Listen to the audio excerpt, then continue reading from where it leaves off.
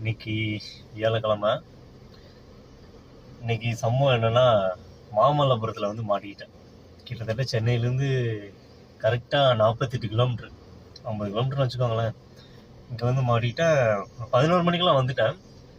11 மணிக்கெலாம் 3000 ஓடிடுச்சு. சரி, இங்கேருந்து திரும்ப லாங்கு கிடைக்கும்னு பார்த்துட்டு உட்காந்துட்டே இருக்கேன். ஒரு ஆர்டரும் வரல. சரி, இதுக்கு மேலே வெயிட் பண்ண ஆகாதுன்னு சொல்லிட்டு சிஎன்ஜி வர 2 பாயிண்ட் தான் இருக்குது.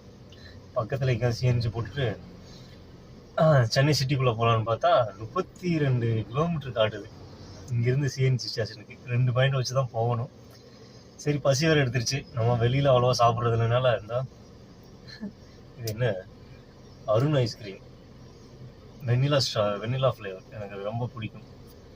அதை வாங்கி சாப்பிட்டுட்டு போக வேண்டியதான்.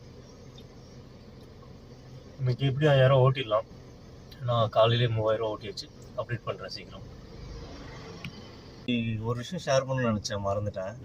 இன்னைக்கு காலையில் ஒரு 3 இருக்கும்.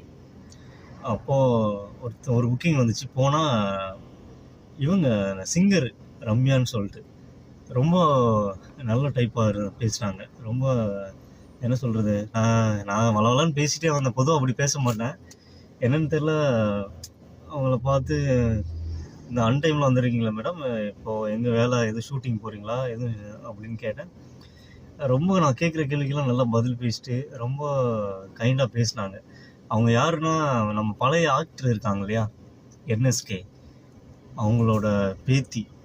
ப்ளஸ் இந்த மதுரம்னு சொல்லிட்டு ஒரு பழைய நடிகை இருப்பாங்க, பழம்பெரும் நடிகை. அவங்களோட பேத்தி தான் இவங்க.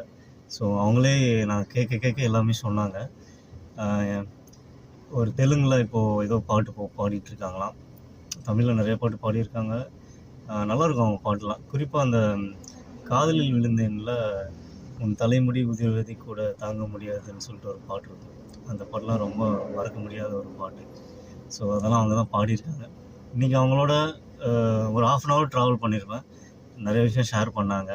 நான் என்ன கேட்டாலும் பதில் சொன்னாங்க. ரொம்ப கைண்டாக பேசினாங்க. நல்ல பர்சனாக தான் இருக்காங்க. அவங்களோட ஃபோட்டோ ஷேர் பண்ணுறேன், பாருங்கள். இவங்க தான் ரம்யா, சிங்கர். காலையில் என்னோடய ஃபஸ்ட்டு ட்ரிப்பு இவங்க தான் பிக்கப் பண்ணேன். நல்லா பேசினாங்க, நல்ல ஹியூமனிட்டி கூட. நல்லா இருந்த ட்ரிப்பு.